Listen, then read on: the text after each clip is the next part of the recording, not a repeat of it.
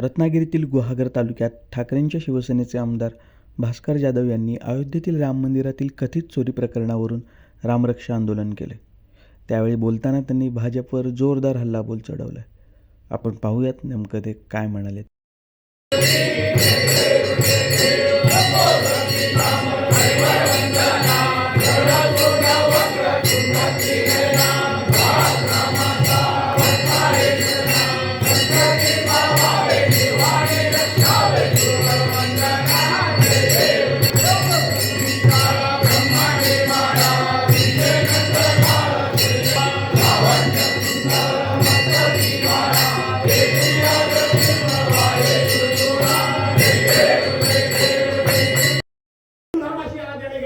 काही या देशाशी याला देणं घेणं नाही, काही या देशाशी देणं घेणं नाही. आज जी टोकाची महागाई झाली, आज जे एवढे पेपर चोरले जातात ते फक्त काय मुस्लिमांचे चोरले जातात काय?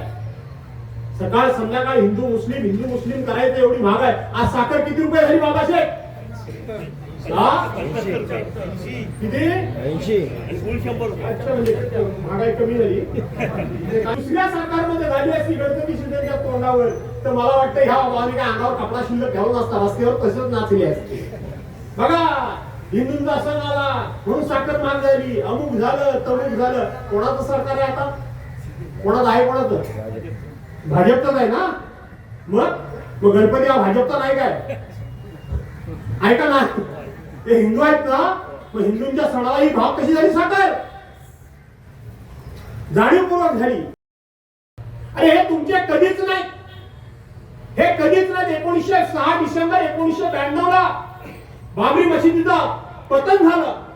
पतन करण्याकरता हे पुढे होते आणि पतन झाल्यानंतर ज्या वेळेला पत्रकारांनी प्रश्न विचारला सुंदरसिंग भंडारींना भाजपच्या वतीनं, त्यांनी सांगितलं की हे जे काय घडलंय ते आम्ही केलेलं नाही, ते कदाचित मराठी बोलणारे लोक होते, म्हणजे ते शिवसेनेनं केलं.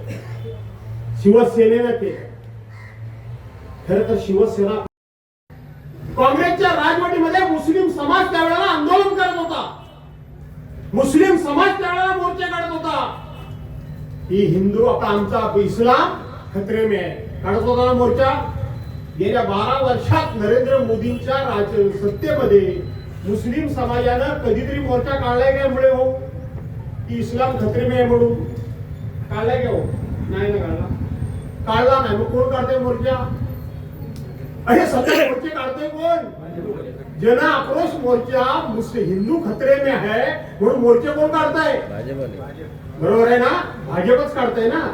म्हणजे काँग्रेसच्या राजवटीमध्ये मुस्लिम सांगत होते की मुस्लिम खतरे में आहे, तर हिंदुत्ववाद्यांच्या सरकारमध्ये हिंदू मोर्चा काढतायत. मला आज उद्या पैसे वाढले तर हेच भारतीय जनता पार्टीचे लोक सकाळ संध्याकाळ रस्त्यावर उतरायचे. बघितलेत का नाही तुम्ही?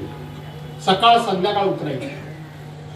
360 रुपयाला मिळणारा गॅसचा सिलेंडर हा जर कधी 10-20 रुपये वाढला तर स्मृती इराणी असतील नाही तर आणखी कोण असतील.